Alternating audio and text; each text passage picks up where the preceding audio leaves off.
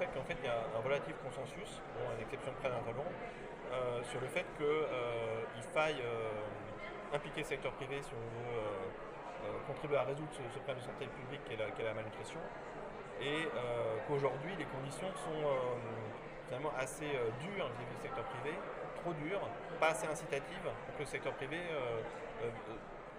s'investisse sur le secteur et déploie des activités à large échelle. Et donc on a certainement intérêt ensemble à faire entendre ce qui justifie l'implication du secteur privé dans le champ de la nutrition, le faire entendre de façon à pouvoir faire entendre en même temps les freins, les barrières qu'il y a aujourd'hui à l'entrée du secteur privé sur ce champ-là.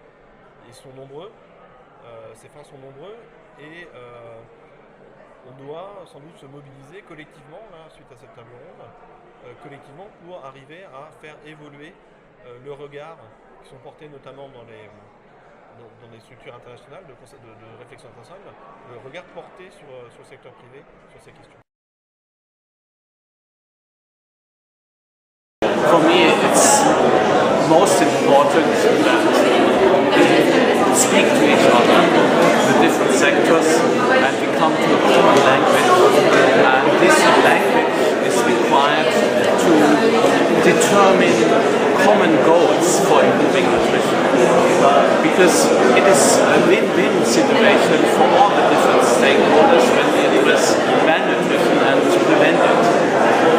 And I would like really to see that we have all stakeholders in one room and that we start with trusting each other and not to argue that we have to earn trust.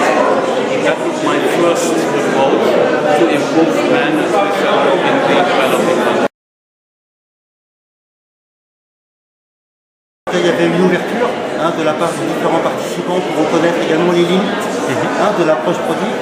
Et en cela, j'ai trouvé ça très très intéressant, à savoir des problèmes d'acceptabilité de la part de certaines populations, des problèmes d'accessibilité aussi, accessibilité économique aux produits qui étaient présents.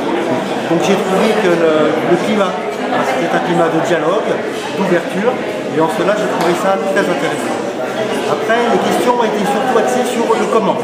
Sur le comment mieux impliquer le secteur privé, sur le comment dépasser ces contraintes auxquelles font face les acteurs privés locaux, dans la commercialisation et dans la production de ces produits de complément.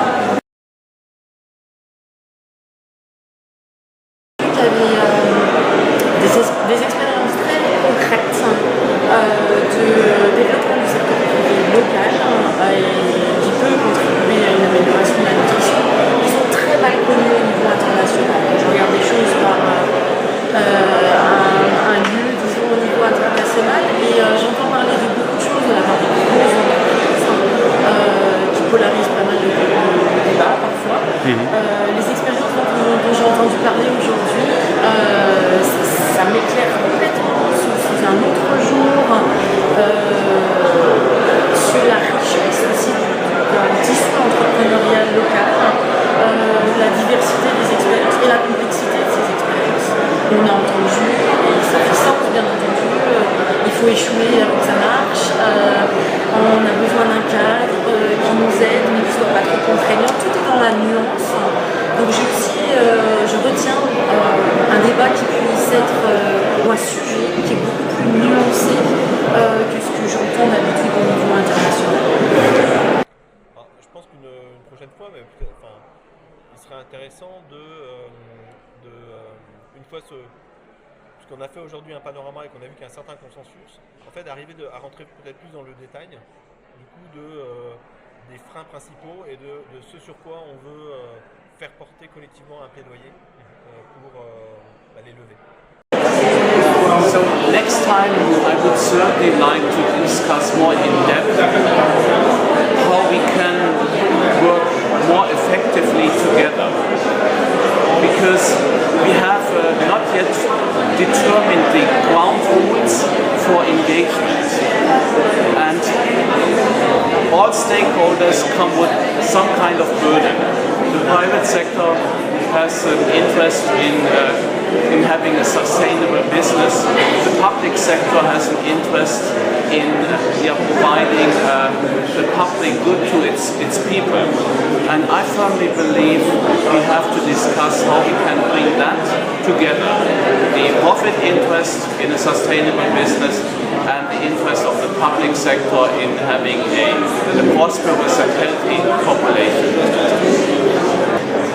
Après, j'ai trouvé ça un peu dommage, effectivement, qu'on n'ait pas été sur les questions du y a-t-il d'autres approches qui sont tout aussi pertinentes, que c'est farine infantile fortifiée par exemple. Et nous, au sein d'Action contre la faim, nous sommes convaincus qu'il existe d'autres actions, si ce n'est plus pertinentes que celles qui consistent à commercialiser un produit à des populations qui n'ont pas les moyens économiques de l'acheter, et notamment sur tout ce qui est éducation nutritionnelle, tout ce qui est le développement agricole au niveau local, et également sur la relation avec les systèmes de santé.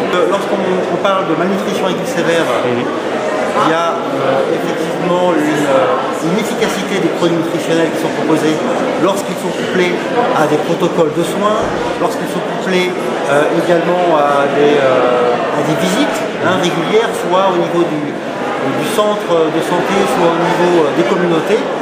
Par contre, en ce qui concerne la malnutrition modérée, la malnutrition chronique ou les carences en micronutriments, l'efficacité de ces produits est bien plus discutable.